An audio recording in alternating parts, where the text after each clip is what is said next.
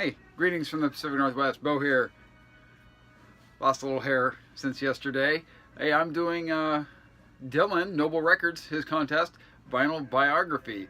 Because I don't normally do contests, and it's not like Dylan needs the, he's got like triple the amount of subs that I have. But anyhow, I thought he had the cool things. I don't even care. If you don't want to enter me in the contest, that's fine. I just wanted to answer the questions because I thought, hey, this is great. It's like, somebody yesterday whose response I was watching, and I can't remember who it was, had said, and it's something I'm subscribed to too, had said that it kind of reminded them of like a vinyl thread kind of thing. So interesting. All right, so we got my little piece of paper out, written on the back of an envelope, old school style. First one is first vinyl memory. Well, so I can go a couple ways with that. I can remember as a little kid at the Grace Harbor County Fair with my grandmother, winning some 45s at a ring toss. And of course, one was, this was in the, early mid 70s, like I'm gonna say 72, 3, 4, in that area. And they were older 45s, believe it or not. It was Snoopy versus the Red Baron by the Royal Guardsmen. And I still have that 45, but I have way too many 45s to go through. I'll listen to them. I'm waiting for the day I have a jukebox. Bam.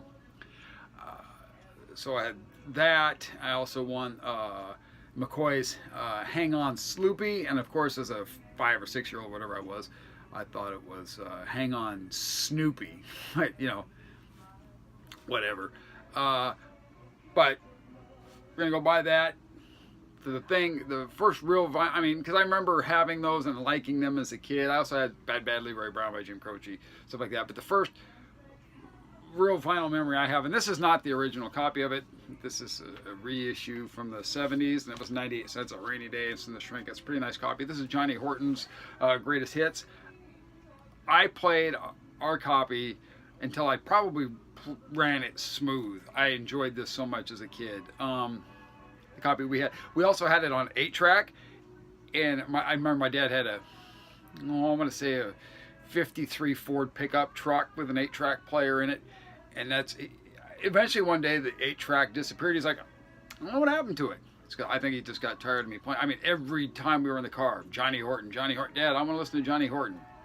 So that's my first vinyl memory. Throw in an 8-track memory for you too. Question 2, first album you fell in love with. Well, there have been a lot of albums that I've liked over the years. I can really remember liking the Jackson 5's Skyrider as a little kid, the Johnny Horton Greatest Hits. I was big in high school, early years. I really liked, say, Billy Idol. I remember liking, NXS. I got into a phase where I was into the Doors and the Cure, and Depeche Mode, and that kind of stuff. But I liked all that stuff. I really liked a lot of it. But the first record I really loved, and this is one that I only discovered. I've had the vinyl copy now for a number of years, but I had actually listened to somebody had it on a cassette tape, and it was, that's probably how I first discovered this group. They copied it onto a cassette tape, and they were playing it in their car. And I can't remember who, and I can't remember when. It was probably 15 or so years ago, 20 years ago, 25 years ago. I don't know. It was a long time ago. And it was this record. And this is the first record I was ever really in love with. And this is an original UK pressing on Decca of the Small Faces debut. Man, Steve Marriott, just dig it. It's got Plonk, and it's got Kenny Jones, and I think Ian McLagan round out the Small Faces at this point. But this record, it's kind of mod. They were considered kind of a mod band, R&B. They do some covers like there's Shake, Sam Cooke, Come On Children. It's got Winston listed on it. Maybe it's not Ian McLagan. Anyhow. You Better Believe It, One Night Stand, What You Gonna Do About It is such a great song, and that's a cover. You Need Loving, which they took credit for, which actually is an old blues tune that they stole from somebody else, and Led Zeppelin in turn borrowed it from them. E to D, Sha La La La Lee. I mean, just such a great record. Such a great group.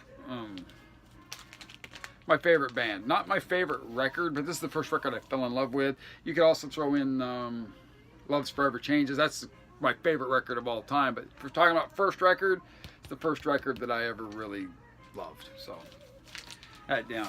Number 3 is the record you spent the most on. Like everybody else, I don't want to say how much I spent on it, but I will say this. Considering condition, I got a sweetheart of a deal on this, but this is 50-foot hose. Cauldron 50-foot hose, pardon me. And this is still in the shrink wrap. And the reason I got such a deal on this, I got this Adam at Rainy Day. There's the original inner sleeve on it too. Said, well, it's kind of a noisy copy. Well, he must want a really perfect copy, because this thing, even the vinyl, is pretty near mint to me. He knew I really wanted this record too, which might be why he gave me such a great deal on it. It's electronic psych. It's really good. I mean, I'm a psych garage kind of guy. I like some R&B, but you know, like right now, you might hear it out in the background, is it's a Impressions record. So I'm kind of all over the map. I kind of like everything. Number 4, it says it's 2 albums that have great significance for you. Well, I've got only one out. I'll have to dig another one out or just talk about it. First album that has great significance for me, and this is the interesting thing about this copy. This is the Doors, and it's mono. Now, normally what happened on this initial album is they had more mono copies than stereo. So they got a mono jacket, and they actually put a stereo sticker on it. But this is a stereo jacket, EKS, that got a mono sticker in it, and it's a mono. It's a mono original, and the mono is the best to have on these early Doors. The main thing is on the end you can hear him saying the F word. I mean, that's the main. Other than mono, on a lot of these early records sounds better than stereo, but it really comes through with him. You know, him, all the stuff he was chanting in the background. But that's the main reason I have this. And the reason I would say this one is significant is because when I was a kid, I was in high school, and I had a friend who had an older brother who actually had this record. And so much in the 80s, stuff was starting to sound the same. It was really starting to, you know, everybody was using the keyboard. I mean, Van Halen had gone to keyboards. I'm not a big Van Halen guy, but you know what I mean? It was really, the keyboard was coming to, and it's funny because Ray Manzarek's a heck of a keyboard player, but it's a different sound. It's a completely different sound than that sound from the 80s.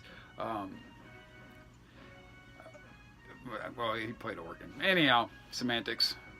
People will yell at me, I'm sure. But anyhow, so this record got me going down a road, man. I mean, and I've mentioned that before, into that psychedelia. Jefferson Airplane came after that, and you know, for me, in terms of discovery and talking to my parents about the music of their generation, and they weren't big psych people. They were more. My mom was more of an Elvis type person. My dad like more R&B kind of blues. He really liked the Animals. He really liked the Power Bear and the Raiders, Sonics, the Yardbirds, kind of garage stuff.